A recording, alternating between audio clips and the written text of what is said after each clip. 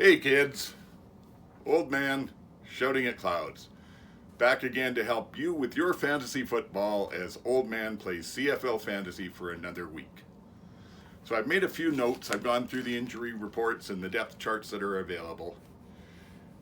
First game, Montreal and Saskatchewan. Saskatchewan at Montreal. I don't know because there's two backup quarterbacks in here. I mean, I really want that Sasky defense against Evans, who throws interceptions. But I find that when I want something that badly, quite often I'm missing something. I'm making an assumption I shouldn't, and I end up drawing a goose egg. So I'm going to be careful there. But other than that, AJ Ouellette's out. Frankie Hickson is in. I don't know. Maybe Philpott, maybe a Joe as a value pick for the Riders. If we look at the next game, Winnipeg at Toronto, I don't know. I think it's going to be low scoring, and they're both going to be running the ball, I think, trying to establish a ground game and struggling with it. So maybe that Toronto defense against Winnipeg, and maybe Carey as a running back. Maybe Oliveira, because he was all of Winnipeg's offense last week, so possibly. But anyway, I'm not going to go too near that. And then when we talk about Calgary at Ottawa, this is one that's going to be tough because it could be a low-scoring, hard-fought defensive kind of thing, or it could be a shootout with Drew Brown throwing the ball down the field all day, and then Mayer coming along and just marching the team back the way he did last week, and getting into it. And if you think it's a low-scoring one and you skip it, and it turns out to be high-scoring, everybody else has got them is way up on you in the league. But if you count on it being high scoring and you go for that and it's low, then again you're falling behind. So maybe some people in this game, I'm just not sure. And the last one, this might be the savior of the week because it's they're calling it the toilet bowl and stuff like that. Hamilton and Edmonton. But Bo and MBT are both fantasy darlings. They throw for a lot of yardage. I think you can move on those defenses. So maybe a bunch of stuff there. Maybe Bridges for Hamilton, maybe Butler again as a running back. If you go with Edmonton with MBT, does he have his confidence back?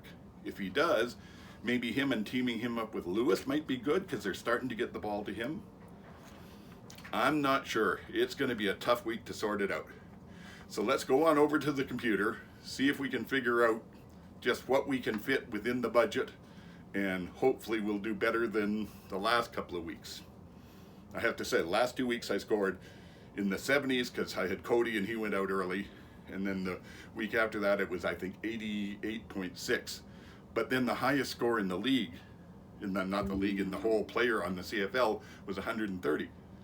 So I'm 45 points behind the highest score. My best week of the year was back in, I think, week 5. I was 188 points.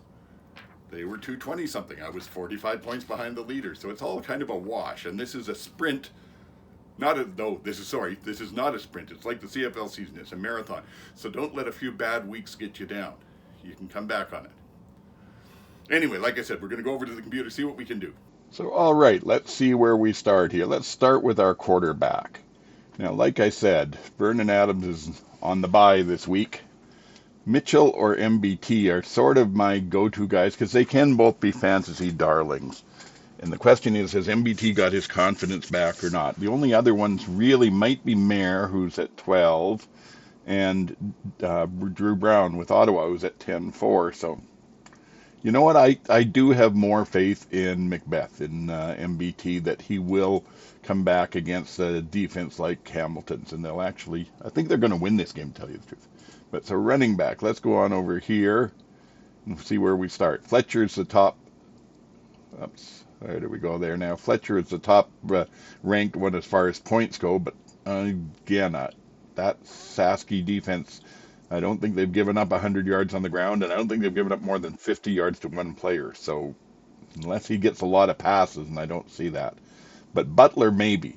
Edmonton's not been good against the run. I think, let's go with Butler. And then, again, we've got Stanback is out, but Carey and Oliveira and Mills are all very good choices, and they're all sort of within a projected 6 points of each other.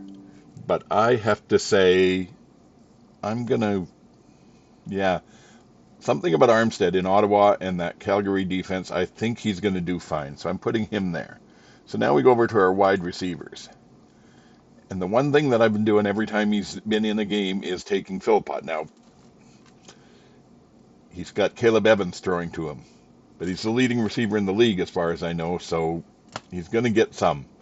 All right, let's put him there. And then going back to the rest of them, I want to get into that. I am going to stay away from the Calgary Ottawa game, other than I think running back. So I do want. I like Bridges with Hamilton. He's cheap and he's been putting up some points, and that's good.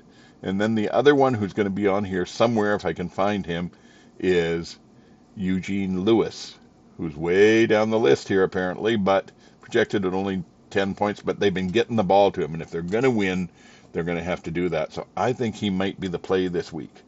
And that leaves me, 18K to pick a defense. So I go over here, and there's that Sasky defense I just wanted so badly. And they're projected here 10.2 points, almost double what anybody else is. And I mean, I know you don't spend money on a defense, but they're doing it. So, yeah. So that's what I'm doing. I'm going with Saskatchewan. So for those on the podcast who can't see what's happening here, we're going with the Saskatchewan Roughriders defense, McLeod Bethel Thompson at quarterback, James Butler and Raquel Armstead at running backs. Wide receivers are Philpott out of Montreal and Bridges out of Hamilton. And the flex is Eugene Lewis out of Edmonton. That leaves me 9.1K. I mean, I got lots of money. I could build a second team. But I'm going to lock that in. Oh, wait, I have to pick a captain. And we will make the quarterback captain, same as always. So I'm going to lock that in there. And there we go. That's my team. So that's it. That's what I've put together. As I've always said, if you want to take any advice from me, do so at your peril. I'm doing not too bad, but I'm also certainly not the best at this. However it goes, I hope you have a great week at Fantasy. I hope that you enjoy all of the games, which should be exciting. And until next week, get the hell off my lawn.